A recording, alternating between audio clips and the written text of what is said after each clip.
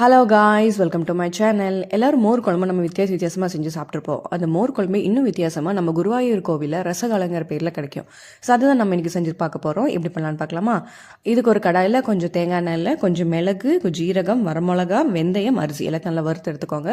அது ஆறினதுக்கு அப்புறமா ஜாரில் தேங்காய், தயிர், பச்சை மிளகா போட்டு நல்லா பேஸ்ட் மாதிரி அரைச்சி எடுத்துக்கோங்க. அதுக்கப்புறமா புளி தண்ணி ரொம்ப திக்காக இருக்கக்கூடாது, ரொம்ப தின்னாக இருக்கிற புளி தண்ணியில் உப்பு, மஞ்சத்தூள் போட்டு நல்லா கொதி வரும்போது இந்த வெள்ளை பூசணிக்காய் பெரிய பெரிய கியூப்ஸாக கட் பண்ணி எடுத்திருக்கேன். அதையும் போட்டு நல்லா மூடி போட்டு வேக வச்சு எடுத்துக்கலாம்.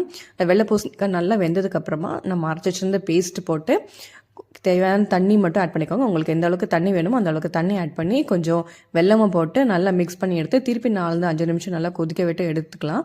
எடுத்ததுக்கப்புறமா இதுக்கு தாளிப்பு தேங்காய் எண்ணெயில் தான் பண்ணணும்.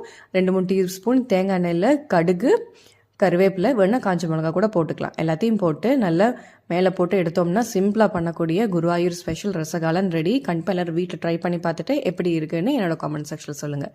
இந்த மாதிரி இன்ட்ரெஸ்டிங்கான வீடியோஸுக்கு என்னோட வீடியோ சேனல் லைக் பண்ணுங்கள், சப்ஸ்கிரைப் பண்ணுங்கள், பெல் ஐக்கனை டிக் பண்ணிக்கோங்க. தேங்க்யூ ஃபார் வாட்சிங்.